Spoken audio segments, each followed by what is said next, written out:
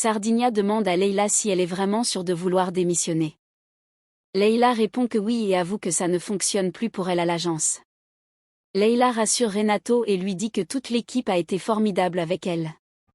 Elle ajoute que travailler ici a été une très belle expérience. Grâce à eux, elle a commencé à se voir autrement. Plus tard, Susanna vient voir Leila. Elle a appris par Sardinia que Leila a démissionné. Susanna pense d'abord que c'est à cause de leur discussion précédente, quand elle avait refusé d'aller boire un verre avec elle. Mais Leila lui explique que non. Au contraire, cette conversation lui a ouvert les yeux. Ensuite, Susanna retourne voir Sardinia. Elle lui raconte que Leila lui a parlé avec beaucoup de maturité. Elle confirme que Leila a démissionné et qu'elle pense que c'est la bonne décision. Sardinia est d'accord avec elle. À ce moment-là, Renato arrive. Il salue tout le monde et demande comment avance le travail. On lui dit que tout est presque terminé et que l'enregistrement de demain est prêt. Puis Renato demande où est Leila. Sardinia lui annonce alors que Leila a démissionné. Renato est choqué. Il ne comprend pas ce qui se passe. Plus tard, Eunice parle avec Leila.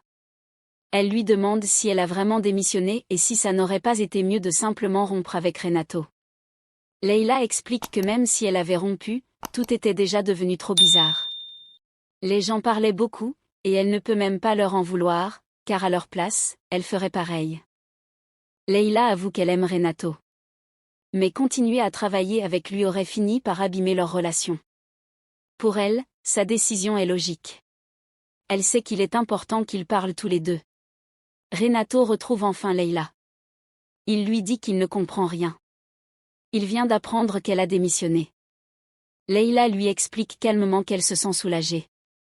L'ambiance à l'agence était devenue trop étrange pour elle. Elle va chercher un autre travail. Elle lui dit aussi que travailler chez Tomorrow lui a appris beaucoup de choses sur elle-même. Renato est heureux de l'entendre. Leila insiste sur un point important. Elle a démissionné parce qu'elle le voulait, pas à cause de lui. Elle ajoute même qu'une des raisons de son départ, c'est pour que leur relation soit plus saine. Renato avoue qu'il l'aime beaucoup et qu'il ne veut être avec personne d'autre. Leila lui dit qu'elle n'en doute pas, sinon elle ne serait pas là avec lui. Puis elle propose de faire quelque chose avec Bruno, comme aller à la plage. Bruno entend tellement parler de Renato qu'il a envie de le rencontrer. Renato trouve l'idée sympa. Même s'il doit travailler un des 2 jours, ils vont s'organiser. Pendant ce temps, Fatima dort avec César. Son réveil sonne très tôt. Elle se lève en vitesse car elle a rendez-vous avec Afonso. César se moque un peu en disant qu'il entend toujours parler d'Afonso, même en dormant. Fatima plaisante et dit que quand elle dit Afonso, César doit entendre argent. Pour elle, Afonso signifie argent. Elle laisse César à la maison et s'en va aider Afonso à réussir son épreuve pour qu'il tombe amoureux d'elle et lui demander en mariage. Fatima et Afonso se trouvent et se saluent joyeusement. Fatima fait semblant de s'occuper d'Afonso. Elle vérifie s'il a pris des glucides, mais il a oublié. Fatima est heureuse de pouvoir aider Afonso. Elle s'occupe de tout, comme une vraie coach. Fatima prend une photo avec Afonso et la poste sur les réseaux sociaux. Solange voit cette photo et commente en disant à Afonso: mon amour, je suis loin, mais toujours proche de toi, je t'aime. De son côté, la fille de Cecilia, Laïs, parle avec elle. Elle demande quand ils feront une balade en bateau. Soudain, Cecilia reçoit un appel de Roré qui lui parle de chasseurs qui posent des pièges. Cecilia comprend tout de suite et se prépare rapidement pour aller aider. Cecilia se retrouve ensuite dans la forêt avec ses collègues. Ils poursuivent un chasseur qui a capturé un petit singe. Pendant ce temps, Laïs rassure Sarita. Elle lui explique que Cecilia est très aventurière. Elle va toujours sauver les petits animaux. Quand Cecilia revient enfin, Sarita lui dit qu'elle s'inquiétait pour elle. Cecilia la rassure. Tout va bien.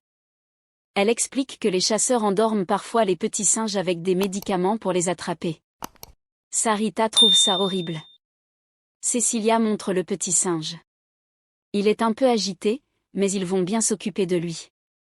Il ira mieux et retournera bientôt dans la nature. Marco, Renato et Tiago sont assis autour d'une table. Marco parle de Leila et dit à Renato que maintenant qu'elle a démissionné pour rester avec lui, il va être difficile d'échapper à l'engagement. Renato se défend aussitôt. Il demande qui a dit qu'il voulait fuir l'engagement. Puis Renato informe Marco qu'il a rendez-vous avec Leila le lendemain, mais il avoue qu'il n'a pas envie de passer son dimanche à faire la conversation au fils de Leila à la plage. Marco se moque de lui et lui dit qu'il est le pire homme du monde. Renato répond qu'il est adulte et qu'il est nul avec les enfants. Pour lui, les adultes aiment discuter et non jouer. Finalement, Marco lui annonce qu'il n'a pas le choix. Dimanche, il devra jouer avec l'enfant. Pendant ce temps, le triathlon commence. Afonso et ses adversaires courent, puis entrent dans l'eau pour nager. Fatima filme tout et encourage Afonso avec passion. Elle se filme aussi pour ses réseaux sociaux, disant qu'elle adore ce monde et qu'elle en parlera plus tard. Fatima reçoit ensuite un appel de César. Elle lui répond en disant qu'elle est sur place comme une première dame du triathlon à une heure très matinale. César plaisante en disant qu'il est en train d'essayer d'ouvrir le coffre-fort pour voler de l'argent. Fatima lui dit d'arrêter de faire l'idiot. César lui parle alors du commentaire de Solange sous sa photo avec Afonso. Fatima regarde le commentaire et dit qu'elle a envie de l'effacer. César lui dit de ne pas le faire. Finalement, Fatima décide de ne pas répondre du tout et de laisser tomber. De son côté, Cécilia parle avec Laïs. Elle lui explique que les trafiquants disent que les petits singes envahissent leur terrain. Mais c'est parce qu'ils ont coupé tous les arbres.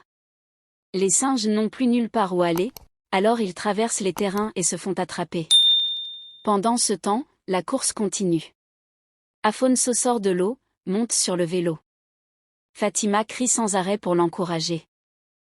Dans une salle de sport, Célina demande à Odette de régler la vitesse du vélo d'appartement. Elle dit que c'est pour ça qu'elle aime s'entraîner avec un coach personnel.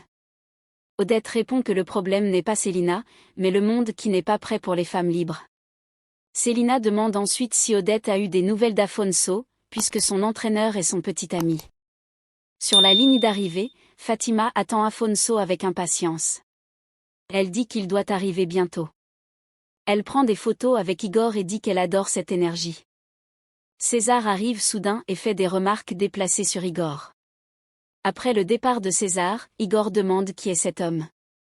Fatima répond que c'est un ex-petit ami idiot. Igor s'inquiète et lui demande s'il la harcèle. Il lui conseille d'aller à la police si elle se sent menacée. Fatima refuse et lui demande de ne rien dire à Afonso. Igor accepte. Finalement, les triathlètes arrivent.